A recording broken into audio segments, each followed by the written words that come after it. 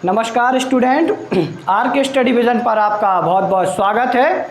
जैसा कि आप सभी को पता है कि मैंने आपसे बोला था जैसा कि इंग्लिश ग्रामर्स के बारे में आप लोगों को मैं पढ़ाऊंगा हर रोज़, और मैं आज आपको लेकर के आया हूं बेसिक इम्पोर्टेंट्स वर्ड्स के बारे में जो आप लोग आज पढ़ेंगे। लेकिन मैं आप लोगों को बता देता हूं कि हम डायरेक्ट आप लोगों को डायरेक्ट टेंस पर नहीं ले जा सकते हैं, क्योंकि आप लोगों का किसी का बेस कमज़ोर हो सकता है। सभी को शायद पढ़ा दिया जाता है, जैसे आप लोगों ने कहीं स्कूलों में या कोचिंगों में पढ़ा होगा तो डायरेक्ट टेंस पे पहुंचा दिए जाते हैं, और हमारा जो बेस होता है हमें उस पर ध्यान नहीं दिया जाता है। और यदि हमारा बेस कमज़ोर रह जाएगा तो हम डायरेक्ट टेंस सीख करके कैसे बना पाएंगे, क्योंकि हमें अब रटना नहीं है। हमारा टॉपिक ही है कि हमें अब रटना इंग्लिश को छोड़ना है, क्योंकि हमें बनाना सीखना है। हमने जो टॉपिक है जो कि अब हमें, क्योंकि रट तो पाएंगे नहीं, इतना बड़ा सिलेबस है, तो अब हम किस प्रकार से इंग्लिश को बनाएंगे, तो बेस बाय बेस लेकर के आप लोग इसमें चलेंगे। तो सबसे पहले मैंने आपको जैसे बताया है कि बेसिक इंपॉर्टेंस वर्ड के बारे में, तो मैंने सबसे पहले आपको टॉपिक लिया है जो सबसे इजी टॉपिक होता है इंग्लिश में, दिस, दैट, दीज, दोज। इनका उपयोग समझाऊंगा मैं आप लोगों को, क्योंकि आप लोग जब बच्चे बोलना स्टार्ट करते हैं शुरू की क्लास में तो उन लोगों को यही बताया जाता है कि this is a pen, this is a girl, तो उस वैसे ही आप लोगों को बेसिक लेकर के चलना है। लेकिन आगे आगे जैसे ही आप देखते जाएंगे तो आपकी इंग्लिश में और बेस में थोड़ा सा इम्प्रूव होता जाएगा और आप खुद इसमें आगे इसमें प्रोसेस करने लगेंगे। तो सबसे पहले इनको जो आपको पता होना चाहिए कि ये कहलाते क्या है, जैसे कि कोई भी पॉइंट किसी की तरफ पॉइंट करके बताना, जैसे कोई भी प्यूपल हो, थिंग्स हो, उनकी तरफ। आपको हिंदी मतलब तो पता ही होगा, दिस का हिंदी मतलब क्या होता है, यह है। आप लोग इसको स्पोकन इंग्लिश में ये भी बोल देते हैं, वो भी सही है आप लोगों का। दैट का उपयोग हिंदी अर्थ होता है वह, और इसको स्पोकन में वो भी बोला जाता है। ये आप लोगों की दोनों क्या होते हैं, सिंगुलर होते हैं, दोनों क्या होते हैं, सिंगुलर होते हैं। इसके बाद बात करते हैं दीज। तो यहाँ पर आप लोग गलती करते हैं, कहाँ पर, स्पोकन इंग्लिश में। यदि आप लोग इसको दीज पढ़ेंगे तो आप लोगों का इसको गलत माना जाएगा। स्पोकन को सुधारने के लिए इसमें एक बिंदी होती है, हमेशा आपने लिखा हुआ देखा होगा, जाके नीचे छोटी सी बिंदी होती है, इसको आप लोग दीज पढ़ते हैं। क्या पढ़ते हैं, दीज। और इसका हिंदी अर्थ होता है दीज का ए, और दोस्त, और इसमें भी जा नहीं पढ़ते, इसको सा पढ़ते हैं, इसका भी अर्थ होता है दोस्त, तो इसका हिंदी अर्थ होता है वे। तो आप लोगों को मैं इतना बता देता हूं कि दिस, दैट, दीज, दोस्त, ये आप लोगों के बेसिक नॉलेज होते हैं जिनका आपको आना बहुत ज़रूरी होता है, क्योंकि आप लोग सेंटेंस इन्हीं से स्टार्ट करते हैं बनाने के लिए। अब मैं आप लोगों को बता चुका हूं कि दिस और दैट क्या होते हैं, सिंगुलर होते हैं। सिंगुलर सब्जेक्ट आप लोगों को पता होने चाहिए, प्लूरल सब्जेक्ट आप लोगों को पता होने चाहिए। यदि जिसे नहीं पता है तो आप अभी रुकिएगा इसी वीडियो में, तो मैं आगे आप लोगों को सिंगुलर और प्लूरल के बारे में भी बहुत अच्छी तरह से बता दूंगा। जैसे कि इसके आप लोगों को पता होगा दिस और दैट, ये दोनों, दिस और दिस, दिस और दिस, ये दोनों आप लोगों के किसके लिए उपयोग किए जाते हैं, पास के लिए। कोई वस्तु पास है और उसको आपको बताना है तो उसके लिए किया जाता है दिस और दिस का उपयोग। और उसके बाद यदि दैट और दोज, कोई चीज़ दूर के लिए, यानी कोई चीज़ दूर रखी हुई है और किसी चीज़ के बारे में बताना है दूर वस्तु के लिए, तो आप लोग उसमें उपयोग करेंगे दैट का और दोज का। लेकिन आपको सिंगुलर और प्लूरल का याद होना चाहिए, तभी जा कर के आप लोग ये सेंटेंस बना पाएंगे। इनके हिंदी मतलब आप लोगों को याद बस रखना है, दिस का और दिस का उपयोग करते हैं पास की वस्तु को बताने के लिए, दैट और दोज का उपयोग करते हैं दूर की वस्तु को बताने के लिए। ठीक है, इसमें जैसे कि एग्जाम्पल तौर पर दिए है मैंने, दिस इज अ पेन, एक पेन लिखा हुआ है यहाँ पर, अ पेन, कोई एक पेन है और वो मेरे पास में है पेन, तो उस पेन को, जैसे कि यहाँ पर एक फ़ोटो बनाई हुई है मैंने कि एक पेन जो है बिल्कुल मेरे पास में है, तो इसमें आप लोगों ने बताया कि कोई एक पेन है जो मेरे पास में है, तो उसको आप लोग बोलेंगे दिस इज़ अ पेन।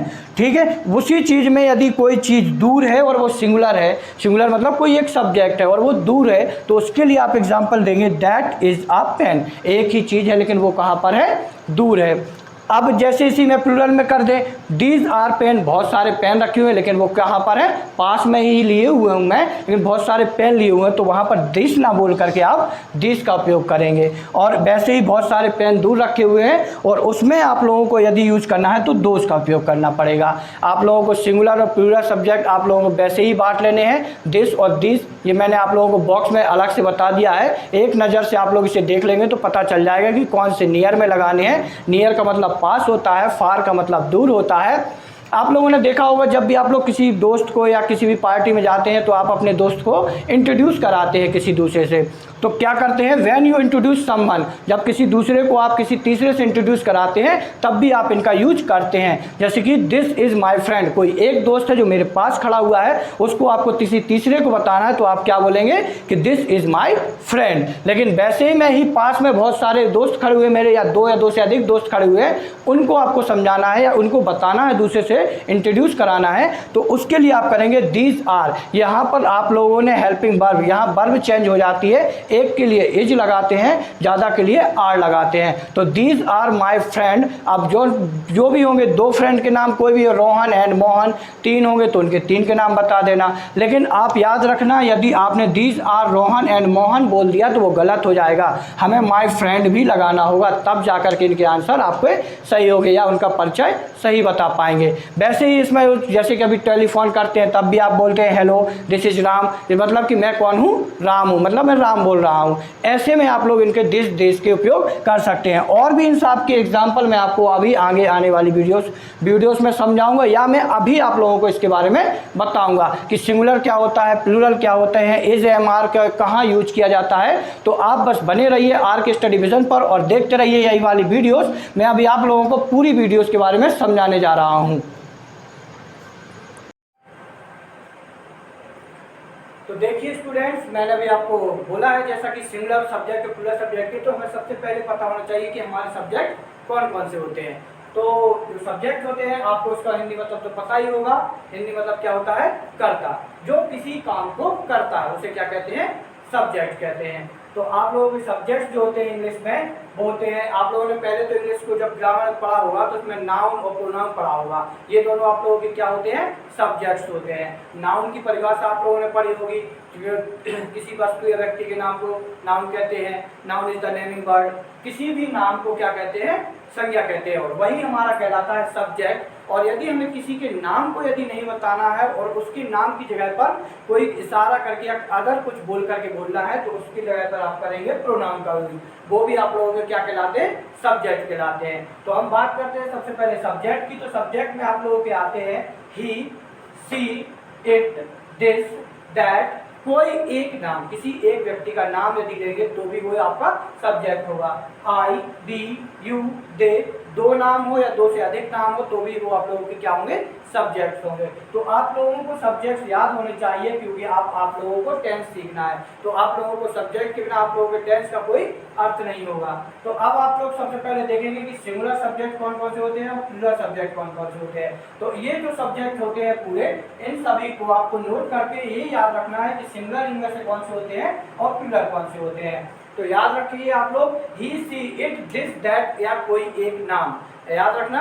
ऐसे रख भी सकते हो आप लोग, ही, सी, इट, दिस, दैट या कोई एक नाम आपका क्या होता है, सिंगुलर होता है, सिंगुलर सब्जेक्ट होता है। प्लूरल कौन होते हैं, इन सभी को छोड़ करके I, we, you, they, those, that, ये सब कुछ, सॉरी दीज, दोज, ये सब कुछ आपके क्या होते हैं, प्लूरल होते हैं। दो नाम साथ में आ जाए या दो से अधिक नाम साथ में आ जाए तो वो भी क्या होते हैं, आपके प्लूरल सब्जेक्ट होते हैं। अब जब आप इसका यूज करेंगे, किसमें यूज करेंगे, वर्ब के साथ यूज करेंगे, तब आपको इसका सिंगुलर का अलग यूज करना पड़ेगा और प्लूरल का यूज अलग करना पड़ेगा। क्योंकि सिंगुलर वर्ब, सिंगुलर सब्जेक्ट के साथ आप लोगों को सिंगुलर वर्ब का यूज करना पड़ेगा, प्लूरल वर्ब के साथ, सॉरी प्लूरल सब्जेक्ट के साथ आपको प्लूरल वर्ब का यूज करना पड़ेगा। तो जैसा सब्जेक्ट होगा उसी प्रकार से आपको वर्ब का यूज करना पड़ेगा। जैसे कि मैंने आपको वर्ब बताई है, प्रेजेंट की कुछ वर्ब बताई है, इज, एम, आर। जब आप लोग सिंपल सेंटेंस बनाएंगे तो उसमें इज, एम, आर का प्रयोग करेंगे। तो इज में आप लोगों को सिंगुलर सब्जेक्ट जो भी होते हैं उन सब में इज लगाते हैं, और जो एम होता है ये आप लोगों का प्लूरल में लिखा जाता है, और सॉरी सिंगुलर में भी यूज किया जाता है आई का, और लिखा प्लूरल में जाता है, इसके लिए इसका यूज करते हैं आप लोग एम के साथ। और आर, आर का यूज करेंगे आप लोग प्लूरल सब्जेक्ट के साथ। तो इसमें जब भी प्लूरल सब्जेक्ट होगा तो उसके जस्ट बाद आप क्या लगा देंगे, आर, यदि सेंटेंस आपका प्रेजेंट में दिया गया है तो सिंपल वालों में।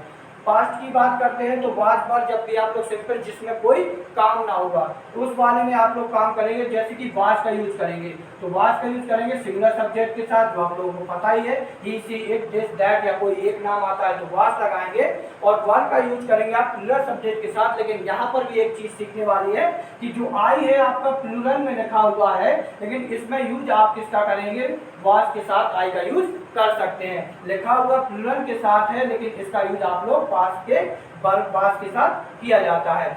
फ्यूचर की बात करते हैं, विल बी शैल बी। जब भी सेंटेंस का सिंपल बनाएंगे आप लोग तो उसमें आप लोग ऑल वर्ब, जितनी भी वर्ब होती हैं उसमें आप विल बी का यूज कर सकते हैं, इन सभी के साथ विल बी का यूज कर सकते हैं। लेकिन यदि आप लोग जब स्पोकन पढ़ रहे हो तब, लेकिन यदि राइटिंग कर रहे हैं तो उसमें शैल बी के साथ आई और बी का यूज करेंगे। यानी कि जब आई और बी सब्जेक्ट होगा तो वहां पर क्या लगाएंगे, शैल बी का यूज करेंगे। नहीं तो यदि आप लोग स्पोकन इंग्लिश में बोलते हैं तो विल बी का यूज आप सब्जेक्ट के साथ कर सकते हैं। जैसे कि फॉर एग्जांपल के लिए आप इसमें देखेंगे कि किस के साथ कैसा यूज किया जा सकता है। साथ में आप लोग इसे नोट करते जाए, वीडियो को पुश करके इसमें आप लोग लिख भी सकते हैं तो आप लोगों को ज़्यादा फायदा में रहेगा। जैसे कि फॉर एग्जांपल के लिए पहले यदि हम प्रेजेंट की बात करते हैं, प्रेजेंट टेंस में आप लोगों ने पता होगा कि इसकी पहचान अगर हिंदी में बात करते हैं तो हाँ, ही, हे, ये सब होती है। लेकिन अभी आप लोगों को सिर्फ सब्जेक्ट और वर्ब को लगाना सीखना है। तो जैसे कि पहला वाला कैसे, वह मेरा भाई है, वह मेरा भाई है, तो आप लोगों ने वह का हिंदी मतलब आपको पता ही होना चाहिए, ही होता है। यहाँ पर मैंने आप लोगों को जो सिंगुलर सब्जेक्ट लिखवाए थे, ही, सी, इट, इन सब के हिंदी अर्थ होते हैं वह, यह, या फिर वह, कुछ भी बोल दो इसमें।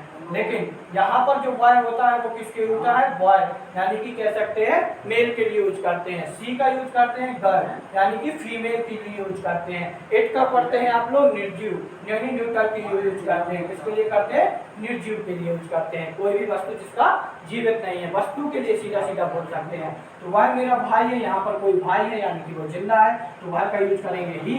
अब आप लोगों को पता है कि मैंने अभी आप लोगों को बताया था कि ही के साथ किसका यूज करना है, इज का यूज करना है, तो यहाँ पर इज का यूज करेंगे, ही इज। अब मेरा भाई है तो क्या हो जाएगा, माई ब्रदर, तो ही इज माई ब्रदर। जैसा कि अभी आप लोगों को मैंने समझाया था कि ही, सी, इट, इन सब के साथ इज का प्रयोग करते हैं। आई के साथ आप लोग एम का प्रयोग करते हैं, और जो बचे हैं आई हो गया, बी, यू, दे, या दो नाम, यहाँ पर नाम भी बात कर सकते हैं, एक नाम होगा, दो नाम, दो से अधिक होंगे तो इसमें आप लोग आर का यूज करेंगे। तो यदि एग्जाम्पल पे देखें तो तुम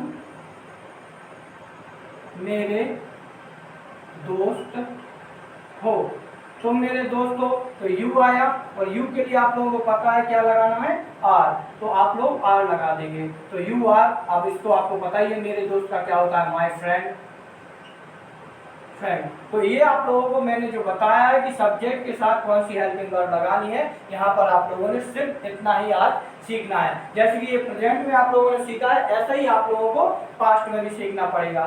तो पास्ट में यहाँ पर मैं लिख देता हूँ आप लोगों का पास्ट में, तो पास्ट में भी इसी का अर्थ हो जाएगा, जैसे कि वाज वर्ब के लिए कर देंगे, वह मेरा स्कूल था, वह मेरा स्कूल था। तो यहाँ पे निर्जीव है तो इट का प्रयोग कर सकते हैं, या फिर दिस का प्रयोग भी कर सकते हैं, या कि और दिस में आप लोगों को पता है इज लगाते हैं। तो दिस स्कूल है, निर्जीव है, उसमें आप लोग क्या लगाएंगे, दिस, और दिस के साथ इज माई स्कूल, तो क्या हो जाएगा, वह दिस इज माई स्कूल। या फिर बोल सकते हैं वे मेरे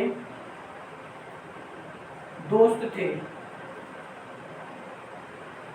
तो यहाँ पर वे आया, वे का अर्थ होता है दे, और दे का यूज आप लोग करते हैं आर के साथ। लेकिन इसमें जो मैंने आपको था वाला बताया है, तो यहाँ पर आप लोगों को प्रेजेंट के यूज करके पास्ट की हेल्पिंग वर्ब का यूज करना है, वाज का और वर का।